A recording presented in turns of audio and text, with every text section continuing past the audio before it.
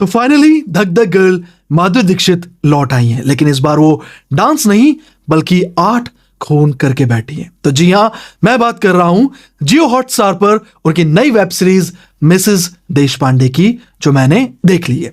और सच बताऊं, मेरा दिमाग चकरा गया। मार्केट में खबर है कि ये एक कॉपी है, तो क्या ये कॉपी देखने लायक है? क्या इसमें वो दम है जो आपको अपनी सीट से हिलने ना दे? आज के रिव्यू में हम यही बात करेंगे और पता करेंगे कि क्या आपको देखनी चाहिए। तो सबसे पहले वो सवाल जो सब पूछ रहे हैं, क्या ये कॉपी है? तो जवाब है हाँ और ना। ये शो 2017 की मशहूर फ्रेंच सीरीज ला मांटे का ऑफिशियल इंडियन रीमेक है।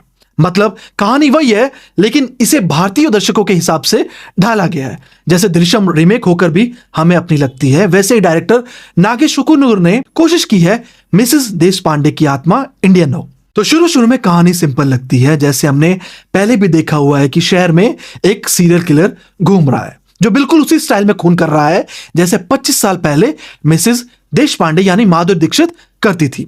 लेकिन मिसेस देशपांडे तो जेल में है, तो ये खून कर कौन रहा है? तो इस वजह से पुलिस परेशान है। अब पुलिस को मजबूरन जेल में माधुरी दीक्षित की मदद लेनी पड़ती है, लेकिन मिसेस देशपांडे की एक शर्त है, वो सिर्फ एक ही पुलिस वाले से बात करेंगी। अब एक नए कॉपीकैट किलर को कैसे पकड़ते हैं, यही इस सीरीज की कहानी है। अब बात करते हैं कि ये सीरीज कैसी है। देखो यार, मैं झूठ नहीं बोलूंगा, इस सीरीज की शुरुआत थोड़ी स्लो है। पहले 1-2 एपिसोड में आपको कैरेक्टर्स और माहौल के साथ एडजस्ट होने में टाइम लगता है। शायद आप थोड़ा बोर भी महसूस करेंगे, लेकिन पेशेंस रखिए। जैसे जैसे एपिसोड बढ़ते हैं ये सीरीज गियर बदलती है। इसका स्क्रीन प्ले आपको धीरे धीरे हुक करना शुरू कर देता है। सबसे बेस्ट पार्ट इसका गेम।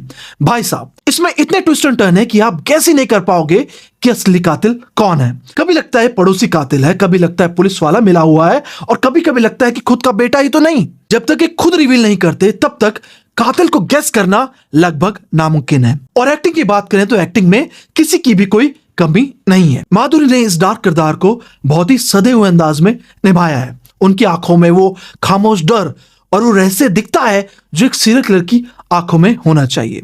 एक सीरियल किलर के रूप में उन्हें देखना काफी अलग अनुभव है, जो उनके फैंस को ट्रीट देगा। डायरेक्टर नागेश कुकुनूर, जिन्होंने इकबाल और डोर जैसी फिल्में बनाई है, ने इसे डायरेक्ट किया है। डायरेक्शन अच्छा है, लेकिन कई जगह सीरीज थोड़ी धीमी लग सकती है। देखो, किलर को गेस करना तो इजी नहीं है, बट फिर भी जिस तरह से इन्वेस्टिगेशन होती है वो बहुत ही प्रिडिक्टेबल लगता है, लेकिन वो कवर हो जाता है इस वेब सीरीज के ट्विस्ट और टर्न से। मैंने ओरिजिनल सीरीज तो नहीं देखी है, लेकिन क्रिटिक्स की माने तो ओरिजिनल फ्रेंच सीरीज बहुत ज्यादा डार्क और खौफनाक थी, जबकि हिंदी रीमेक में इसे थोड़ा सॉफ्ट कर दिया है। कुल मिलाकर मिसेस देशपांडे एक बेहतरीन साइकोलॉजिकल थ्रिलर है। हाँ, शुरुआत धीमी है, लेकिन क्लाइमेक्स आते आते यह पूरी तरह से पैसा वसूल बन जाती है। और इस सीरीज को एंटरटेनमेंट लेवल पर मैं दूंगा 4 आउट ऑफ 5 स्टार्स। लेकिन फिर भी ये सीरीज देखने के बाद भी अगर आपका मन ना भरे तो देखो the silence of the lambs. यह वो फिल्म है जो इस जॉनर की बाप है। अगर आपने नहीं देखी तो कुछ नहीं देखा। फिर आप देख सकते हो माइंड हंटर।